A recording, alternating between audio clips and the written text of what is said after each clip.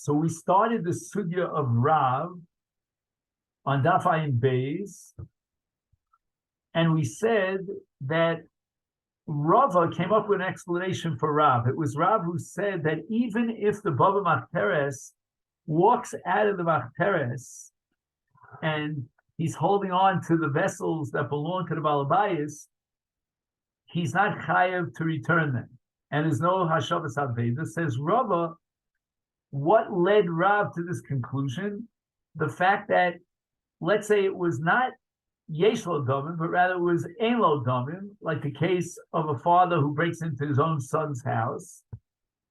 And in such a case, the father will be chayav if he breaks kalim even ba'onis, meaning without any element of pshia. So the ganav now is chayav b'tashlum ones of kalim that broke ba'ones. And again, we don't have the tour of Kimlev the Rabmine because we're talking about a case of Yesh Lo Damim.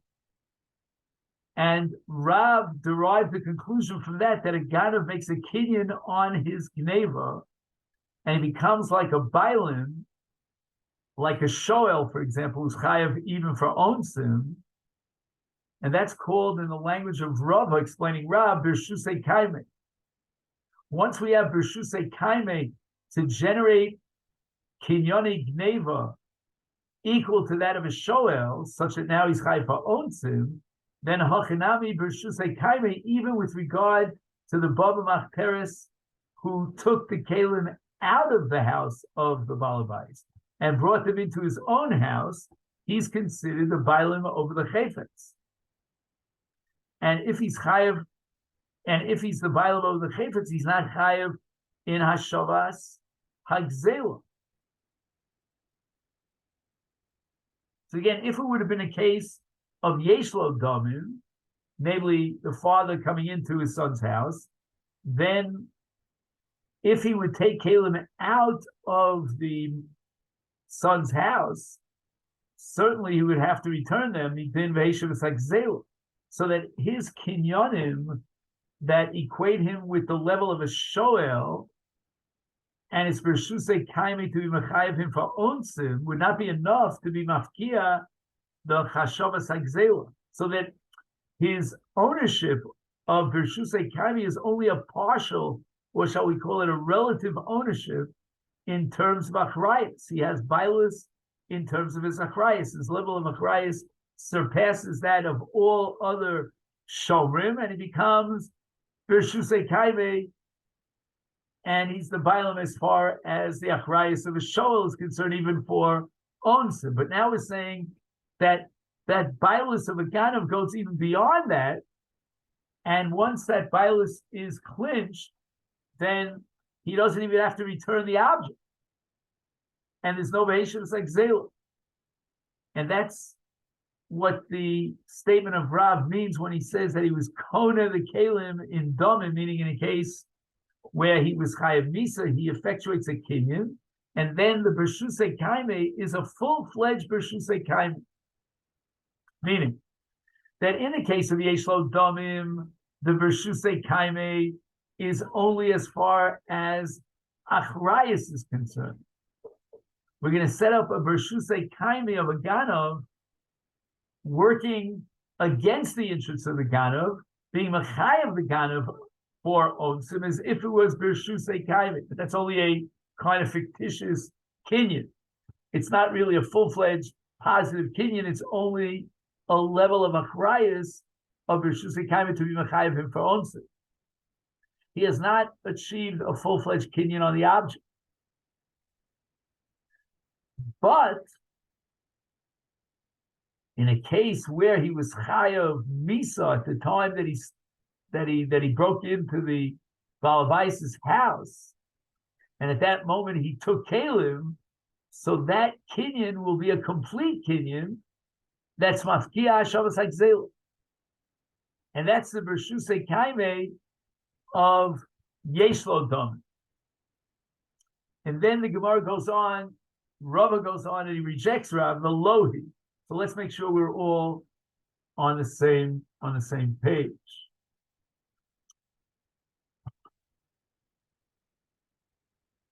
So if we're counting down from the beginning of the wide lines, it's 1, 2, 3, 4, 5, 6, 7, 8 lines down below here.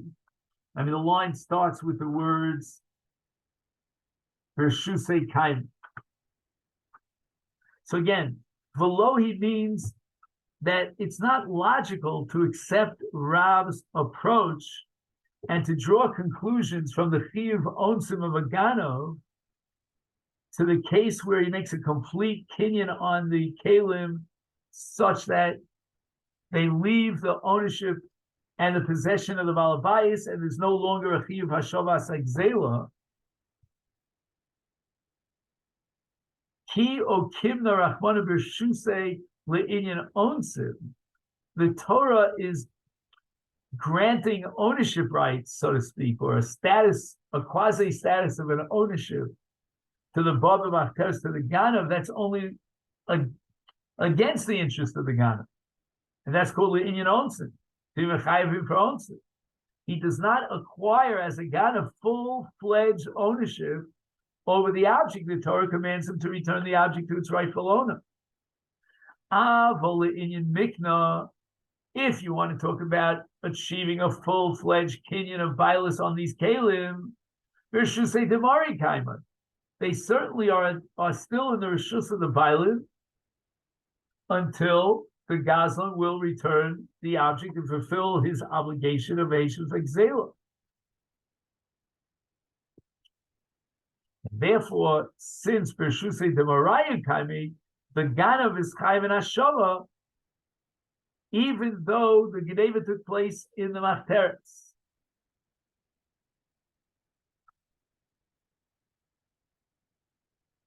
And if you ask me, says Rava, where do I find a precedent to someone who has a quasi-bailus lechumra working against his interest and jacking up the achrayas to a state of ke'en b'shusa hashoel kind? That's in the case of a shoel.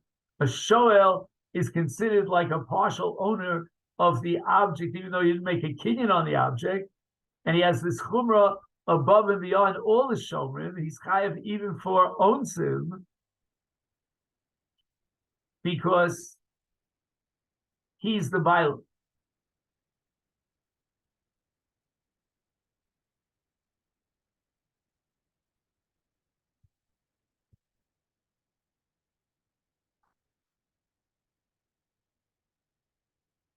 Now, why is it that a shoel gets this super duper chumrah, which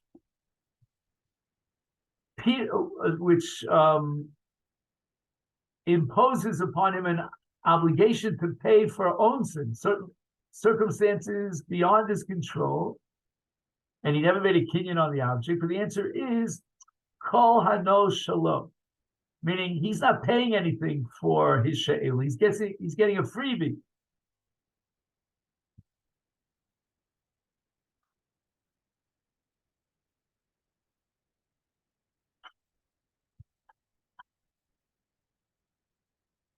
So if you're not paying for the hana, for the benefit that you're getting from the object, then we're going to impose upon you the status of a shoel of bershusei kaime vis-a-vis onsim, to pay and compensate for onsim. And the same thing is going to apply in the case of a ganav. He's taking the object, but he's not he's not paying for it in any way. He didn't offer any money to the bailin. And therefore, once again, it's kol ano shalo, and therefore he belongs in the same category as the shoel, and he's going to be chayav in onsim.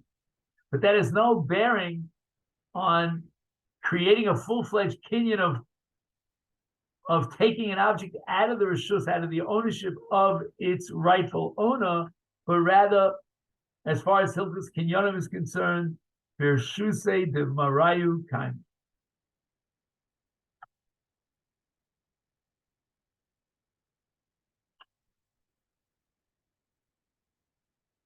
So at the end of the day, Rava rejects Rav. He cannot find a satisfactory basis or analogy for the conclusion of Rav.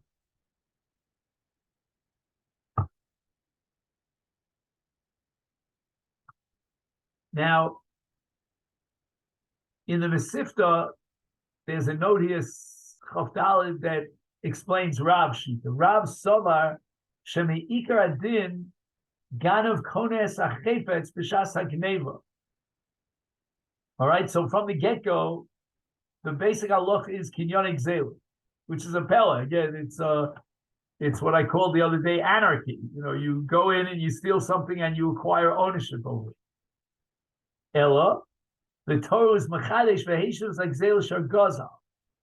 And that obligation to return the Gzela is what creates the barrier preventing his Kinyan as Kinyan Gzela from being Chal. However, if we remove the Chiyuv Hashava, then we go back to stage one, which was Kinyan Gzela. And the Ganav is Kona the Chayfetz.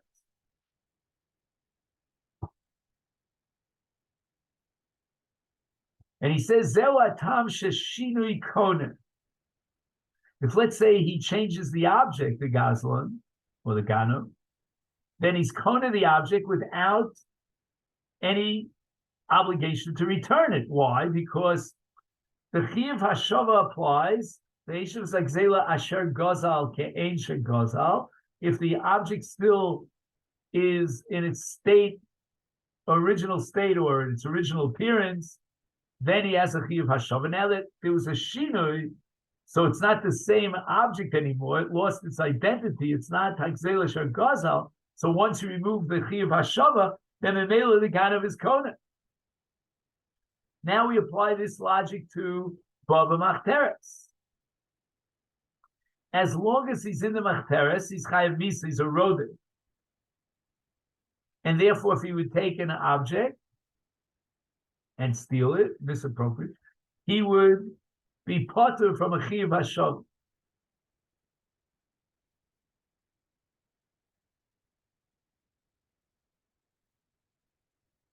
So again, why is he potter from a Chiyuv Hashava? Because he's Chayav Misa at that moment. Okay, I still don't understand why the Chiyuv Misa is going to potter him up from Hashava. Why is that so?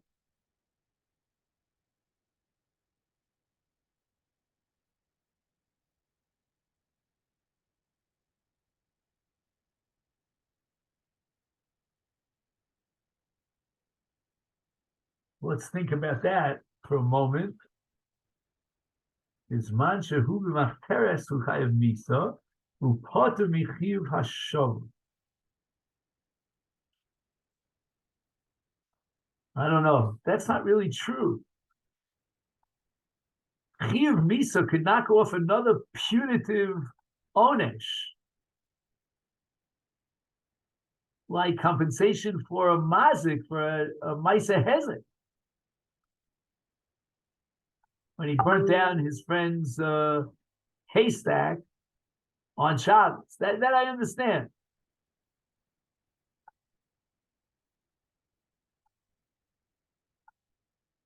But the Chiyuv Hashava, I mean, that's just an expression of the fact that the object is B'Shusei Demari Kaiman. If it's B'Shusei Demari Kaiman, you have to return it.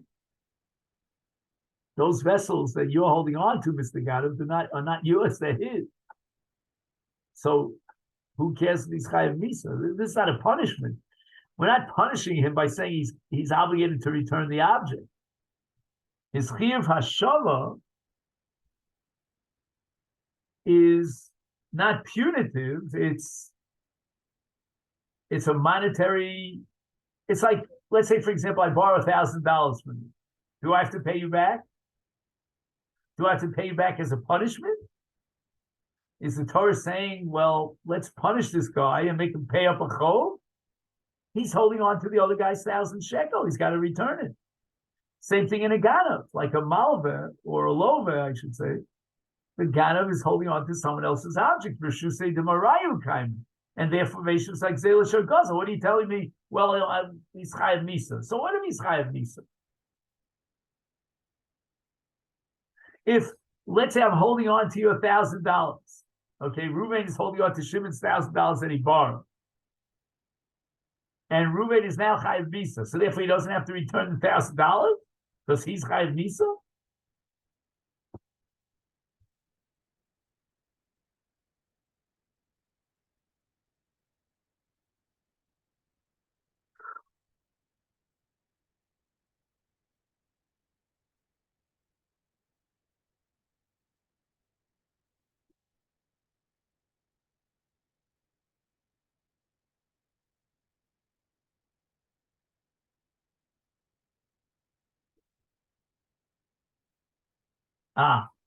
So I think my logic is not so off the right track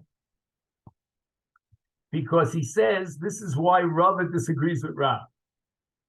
So at least I'm on the turf of Rav. Ulam Rava Cholek v'sover shechiv misa poter rak chiv tashlumin al dmei chevet shehizik kevat shechiv tashlumin hu b'chlal risha.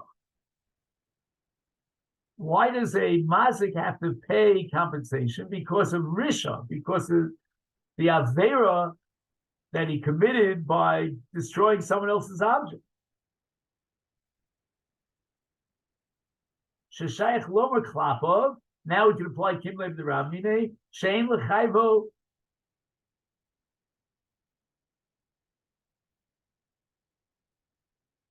Kisheshayach yiv misa midin. The language is mishum rishachas tomachayvi tomachayvi mishum shtei rishayos. So we don't impose two punishments for one action, even though he committed two different crimes. However, the chiyuv hashavas hagzela ain't only did the chiyuv hashavas hagzela ain't only did risha. You know, when we obligate you to return a stolen object, stolen goods, it's not because we're punishing you for rishas. And let's say, for example, if he inadvertently stole something. So we're going to force him to pay up because of a punishment. He didn't do it as a crime. He took the wrong object. He thought it was his. The Eina no say lo mishalo. He's not taking anything out of his pocket that you could call it a punishment. He's returning the very object that he took from the Ba BiMachteres. El Masechet Sanhedrin. The ein liftar machmas chiyuv hamisa shehaya v'shas hagneva. And he says this in the name of the Chazon Ish. What I don't understand is the sheet of Rav. Let me just take a minute, if you don't mind. You know, in the back of the Masifta, they have something called Yalchud HaBi'urim. And maybe by chance we could quickly come up with some better explanation for Rav.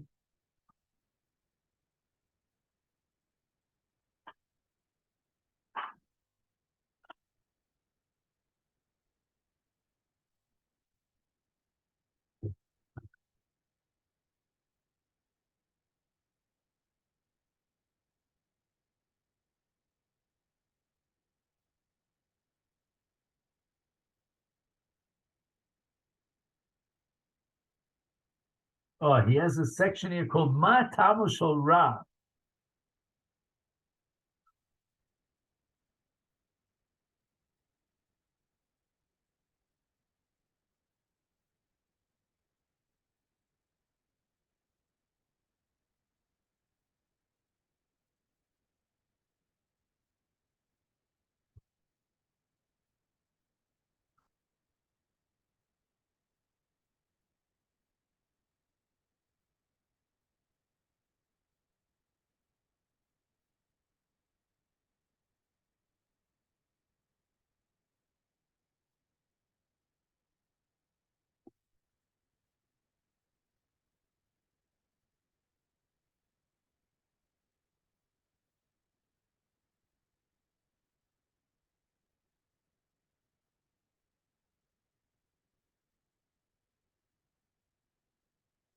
Again, here he quotes the Chassam Sofer that according to Rav, he was Kona the Chayfetz.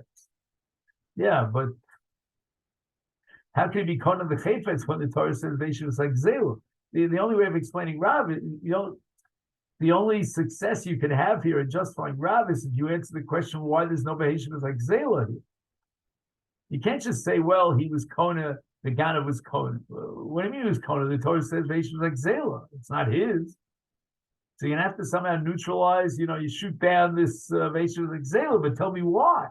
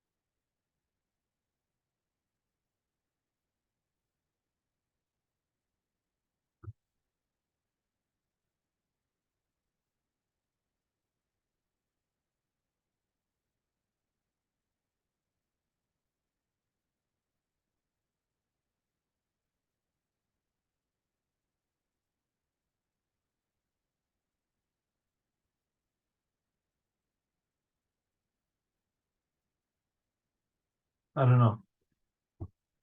So far, I'm not seeing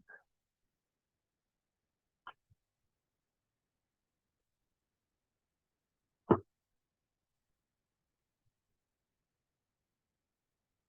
Only one other place I would look, and that's in he has here the Otzer Hayunim, also here on Sanhedrin. I'll just take a quick peek at the titles here.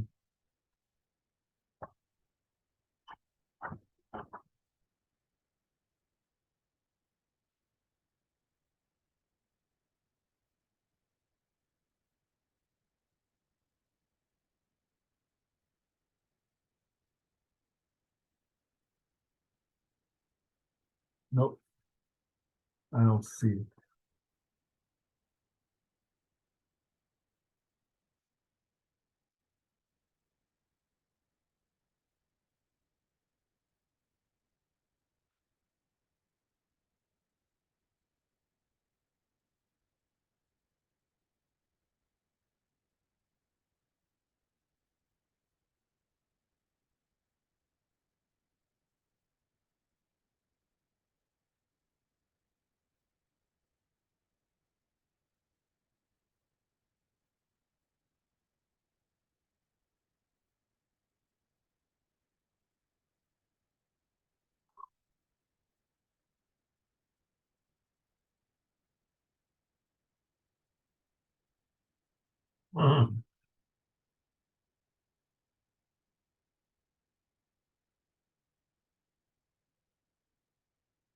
Let me read you this. I think we may have read this already, but we'll read it again. In the Ran, he says, Pirush Taimo Shel Rav, Shehu Sover, She'elu HaKelim Hem Knuyim Legamre B'Yad HaGanav, Lefi Shebeshah Shehigbihan, Bebeis Bailim, Zocha Bahem, Sheba'osa Shosha Yeroy L'Schayev Alehem, Dahayu B'Shas Hagbah,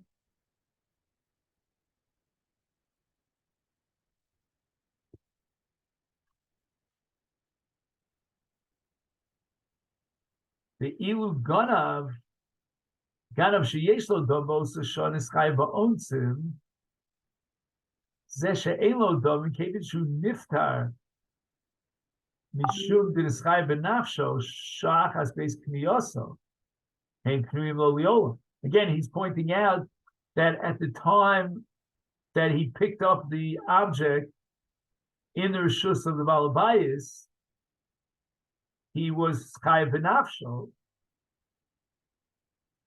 and that allows him to be kona the object.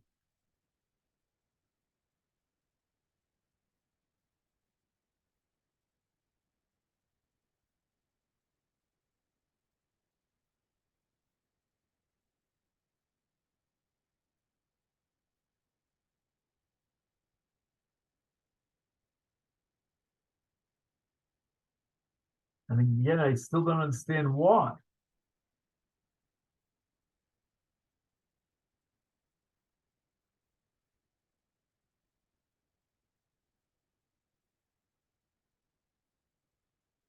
He says, Zesha ein lo domim, keven shu niftar. And I think what he means by niftar is what we saw before, that he doesn't have a chiyuv hashava, mishum din ischai benafsho sha'achas beis kniyasa. Hem knuyim lo li'olam. Lo sheyehei sava rav kol aganov bi'alma, sheyesh lem domim yuzochem v'kelim miyad v'lo yu chayom l'sham l'baylim. That's ridiculous. Shrei vadai ein laganav l'gazan kinyan bakli shegodav l'gazal eliachayeush. Okay, that's something else. V'rav gufei hu diomar hachi b'perek meruba el kiyomar rab binyan zeh shein lo domim hu diomar potter. V'hi no senes sheyiftar mehem. Well, maybe he'll say something now. I'm just going to close the door. V'hi no senes sheyiftar mehem.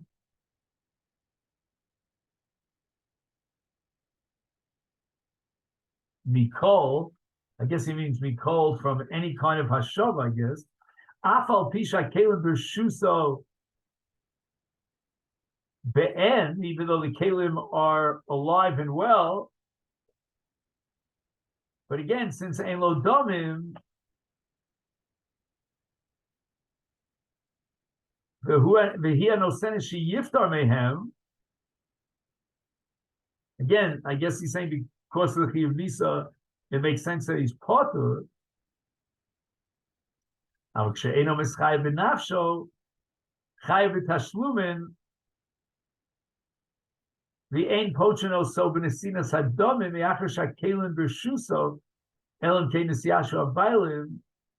fine. So afal pi sheyesh leganov bi'alma kinyone gneva yemuchach michad ganov poter milashal b'avur tashmisho b'chayfetz hanigna. That's interesting. The Gemara in Masechet Bava Kama Daf Sadi Zayin establishes that the ganav, if he uses the object, he doesn't have to pay for the use of the object. No, it's normally if, let's say, I use your object without permission, I have to pay you for that. But not in the case of a ganav. And that's called ein shomin leganav, which the Sugya Bava Kama Daf Yud Aleph. Nikamakom ein leganav kinyan gomer b'chayfetz. Mashen ken kan rav mechadesh. The Ba BiMachteres yesh lo kinyan gomer b'chayfetz hanigna. But why? How? V'dafka b'ofen she'ein lo domim v'schai b'nafsho azai kama rav the potter the kana esachem tzil shalom tzafir. Let's see if I'll ask that question. The heicha matzinu shedin kimle b'rabine moel lasos kinyan b'chayfetz she'ein shalom. I think he's more or less asking our question. All right, he was Masechet Sanhedrin, therefore he can make a kinyan on someone else's object.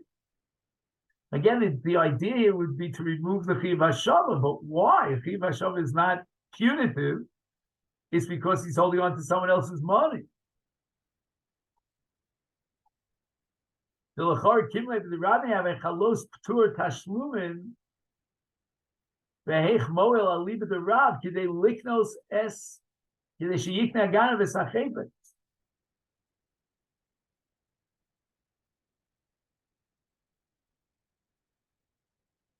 V'hinei shitas Ravi Ba BiMachteres kones habe'en legamri v'eno chayv lat zero. Niro loma b'bir shitas. Oh, maybe now we got something. Shebedinu sheganav v'alma yiknes achayfetz sheganav mitam kinyon gneva el shechiyuv hashava pogem es kinyona. L'ficha chayv la'ashav es gneva.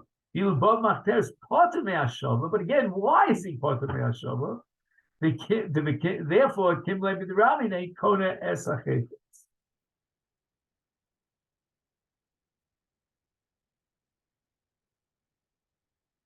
Again, we're still left with that question. Why does Kim Levi Ramine pater him up from Hashom?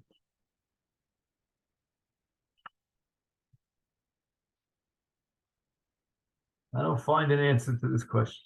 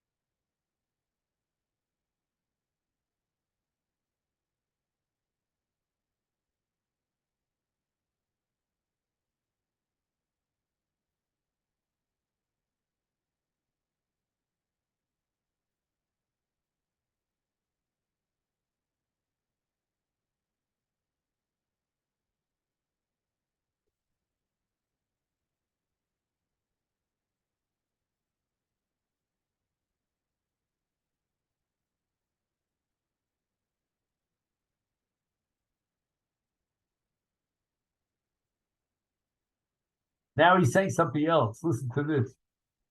What's for Heshiv is like Zela Shar Gazal? Aino din, quote unquote, Mamoni Gabach, that the Balabais has a right to say, hey, that's my vessel that you stole, give it back to me. The Matzir Samom Shalabaylam Labaylam, that's not the pshat invasion, it's like Zela Shar Gazal. I think what he's saying is that he's no better than a mazik. Just like in the case of a mazik, I have to pay you and compensate you for the object that I destroyed. In the case of a ganav who's holding on to the be'en, he too has to pay for the object that he took away from the violent. But instead of paying him, the Torah says, give him the object back. But giving the object back is a form of payment.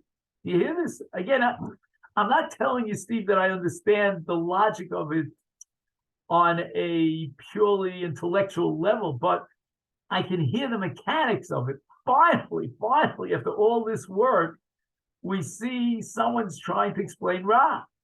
And Rav is saying that there's a whole nother understanding of Masechet Sanhedrin. He's really chayav to pay for the object. No worse or better than a mazik who destroyed the object has to pay for the object.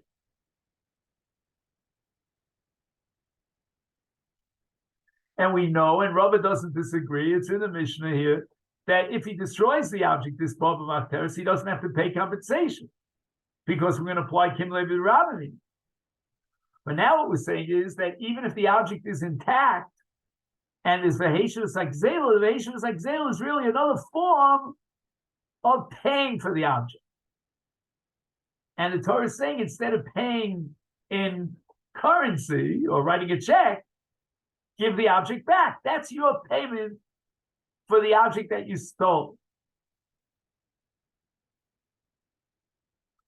Ukemoshe matzinu the yesh halachos b'dini tashlumi de mazik shemishalim in an idish bekarka osa. Like, for example, if Reuven destroys the kalim of Shimon, and the only wherewithal he has to pay back and compensate Shimon for that loss of the kalim is through karka, by giving him a piece of land, he's got to give him the idish of a karkosim. He's got to give him the first choice karka.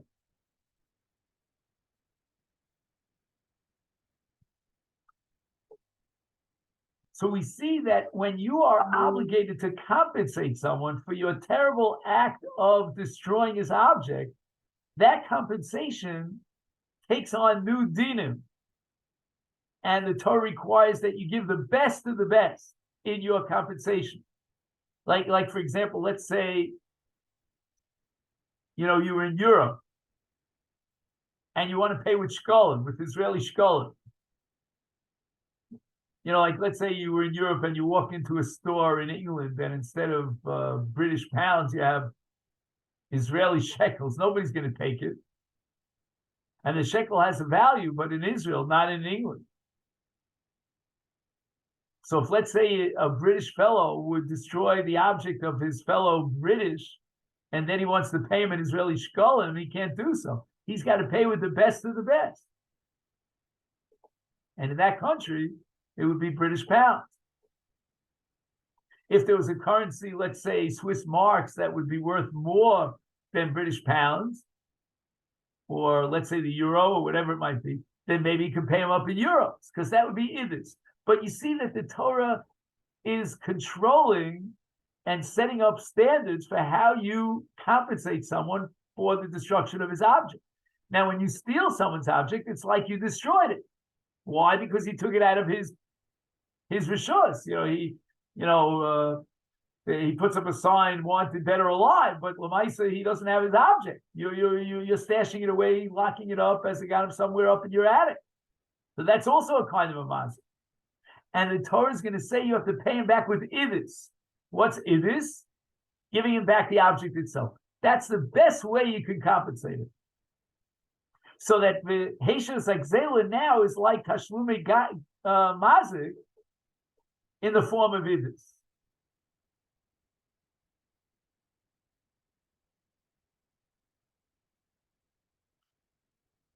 Is Memela. Now we understand Rav, because Rav is equating the Mishnah's case where the Ba BiMachteres destroyed the object, and he's parted from Tashlumin, because Tashlumin is a kind of an onesh, if you will. These are the laws that apply to someone who did such a terrible thing as destroying someone else's object. And the same thing will apply to Heshivas Akzela. This is a form of punishment in terms of the compensation, and again, in inverted commas, the compensation for the act of stealing the object. And within the laws of compensation, we've already seen in our Mishnah that if he was mischayev b'nafsho because ein lo domim at the time that he destroyed the object, then he doesn't have to pay for the object. And now we're going to say that if he stole the object while he was in the Machteres and he was chayev misa, then the Heshivas Akzela vis-a-vis this Gzela does not apply, because that's the type of Tashlumin Ezekiel. And we're going to apply Kimle bin Rabine as a result of the fact that he's Chayav Visa. And now once we remove the Heshivas Akzela, he, as a Ganav, can be Kona the object completely. And how do we know that a Ganav is Kona the object? Because he's Chayav Ba'onsiv. And that's a regular Ganav, not a Ba BiMachteres, it's Chayav Ba'onsiv.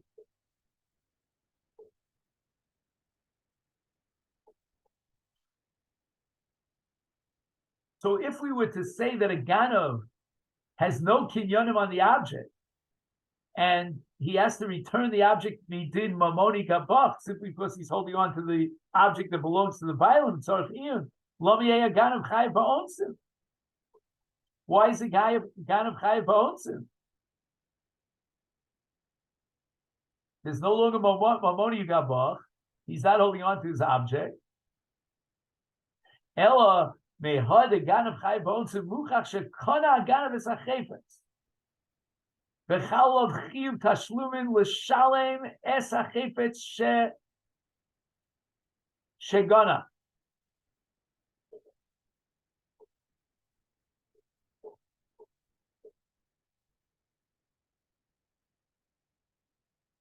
The era ones, and now the chayfetz that he stole is no longer showing gestorben.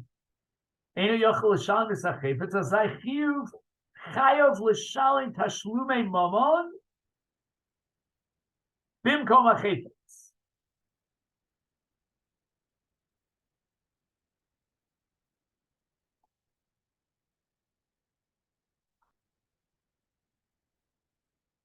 So from the fact that a Ganav is chayav ba'onsim, we're going to prove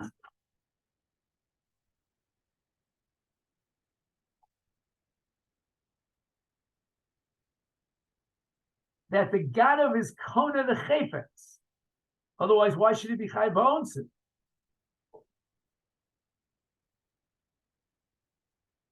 Now, he's going to pay for that chayfetz, not because of some sort of punitive chiyuv tashlumin. Oh, just 1 second. I'm sorry. Chayav aganim chayav ba'onsim is kones achayfetz v'chal chiyuv tashlumin l'shalim es achayfetz lanigna.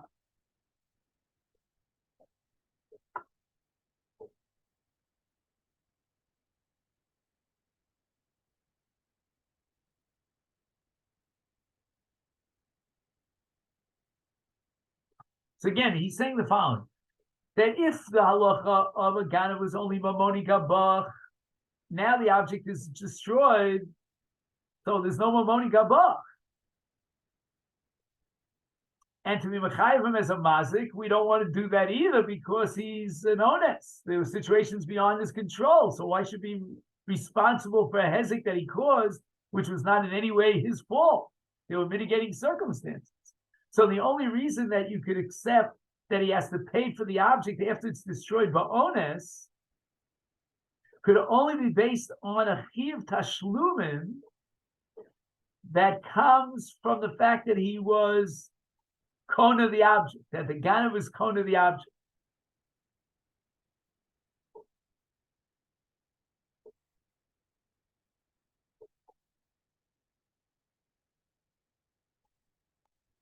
So that's a regular ganav. Comes along Rab and he says, in a ganav of ein lo domim with kimlev deramine, he's going to be potter from the chiyuv tashlumin, and therefore he's kona the object. Okay, we'll stop here. And I think we made a major progress here. Again, we'll go over it Neder again, but it's I'm finally seeing some light at the end of the tunnel. Okay, then, have a great day.